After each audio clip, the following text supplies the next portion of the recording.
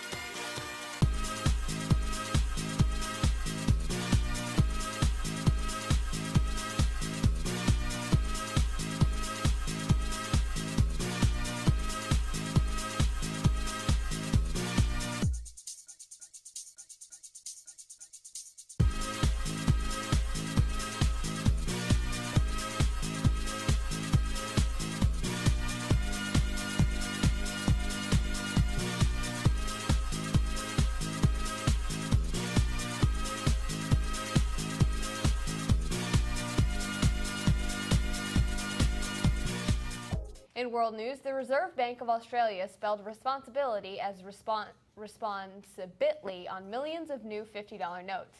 The RBA confirmed the typo on Thursday and said that the error would be fixed in future print runs. For now, there are 46 million of the new notes being passed around the country. The bills were released late last year and they featured Edith Cowan, the first female member of the Australian Parliament. What looks like the lawn in the background of Miss Cowan's portrait is in fact rows of text that show a quote from her first speech to Parliament. It's a great responsibility to be the only woman here, and I want to emphasize the necessity which exists for other women being here. It's repeated several times over the microscript print, and every time the word responsibility is printed with a missing I. It's taken about 6 months for someone to actually spot this typo. In national news, earlier this week, the sole victim of Tuesday's school shooting at STEM School Highlands Ranch in Colorado was named. Kendrick Castillo, a senior who was 13 days away from graduation, tackled a shooter that was threatening his class. He and another student named Brendan Bailey and several of his other friends ran and tackled the shooter so that the other students in their class could escape. It was not the decision to go. When I saw Kendrick get up, I went up, Bailey said. The school is mourning the loss of not only a successful student, but a hero as well. In local news, a Nashville corner store employee was arrested this week after Metro Police say that she stole more than $14,000 in lottery tickets from work. Ashton Wright, who's 28, is charged with felony theft in connection to the crime, which took place over a 20-day period earlier this year. According to the arrest report, from January 1st to the 24th, Wright admitted to activating 40 lottery game packs totaling $14,586 during her shifts. When she was interviewed, she confessed without much of a fight and signed a written confession. And now, after the break, Ashton brings us the latest on the royal family. Stay tuned.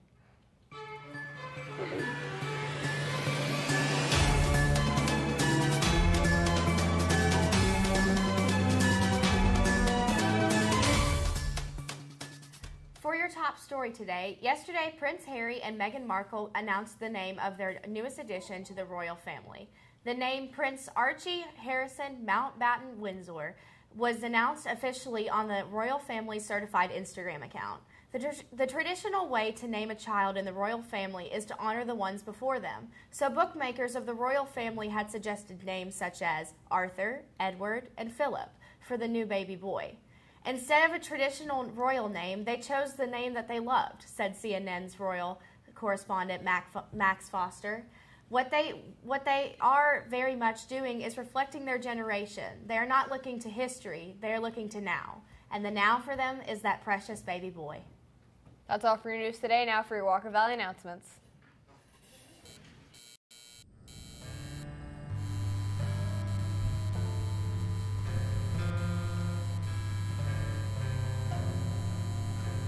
The seniors' last day is the 16th, and be sure to wish your senior friends well and try not to get jealous that they get to leave earlier than you. Underclassmen get out on the 22nd, and we're counting down the days. That's all for your school announcements. Now on to your pop culture news.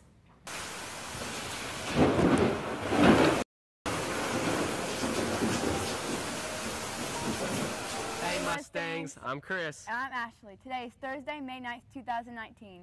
Today's weather is scattered thunderstorms with a 50% chance of rain. Right now the temperature in the valley is 72 with a humidity of 63. Your high for today is 78 and your low is 64. That's all for Walker Valley Weather Report. Now back on the studio for pop culture. See you guys.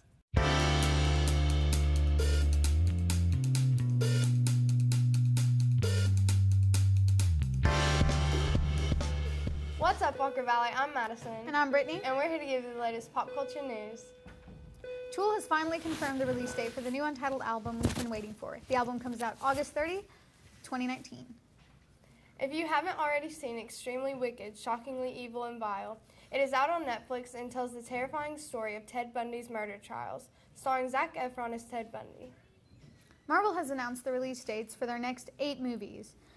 The dates don't include the titles of their corresponding films, so it's just going to have to be a waiting game for us fans. That's all for your exciting pop culture news today. Now into your sports with Chris and Nico. Welcome back to the Retro Valley, everybody. This episode, we're having a real quick look at Day of Defeat. Released in 2003, Day of Defeat is a World War II team-based multiplayer shooter. Either playing as the Allies or the Axis, you and your teammates must complete objectives, usually capturing all the points on the map. Each class has their own weapon meant to fill a specific role. Machine gunners provide a way forward for others, and snipers pick off the opposing players. All the weapons seem historically accurate. Well, except for this.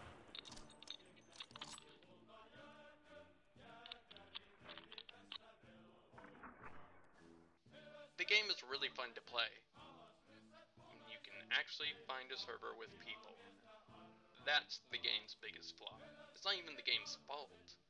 While it's not completely dead with you still being able to find servers, it's definitely past its heyday, with most servers being empty.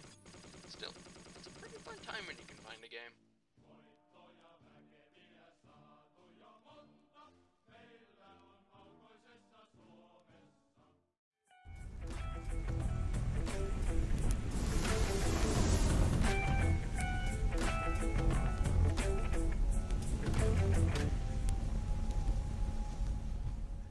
What's up, Mustangs? I'm Chris. I'm my co-host Nico, and we're here today to give you your daily sports news. The Warriors managed to take the lead in their playoff series against the Houston Rockets. Even with Kevin Durant being injured, the Warriors finished the game with the final score of 104-99. NFL star Ezekiel Elliott will pay for the funeral of 8th grade football star Jalen McKenzie, who tragically died after being struck by a stray bullet in St. Louis. The Milwaukee Bucks finished off their series against the Celtics 4-1, knocking Boston out of the bracket. The final score was 116-91. Many wonder what this means for Kyrie as his team gets the early exit this year as far as the playoffs. Lottery teams where Zion Williamson fits best at the top 3 teams that will draft him are number 1, Atlanta Hawks with a 10.5% chance, number 2, Dallas Mavericks with a 6% chance, and lastly, New Orleans Pelicans with a 6% chance of getting him. That's all for our show today. Like us on Facebook and follow us on Twitter @TheSpillTV. I'm Nico. And I'm Chris. Have a great day, and thanks for watching.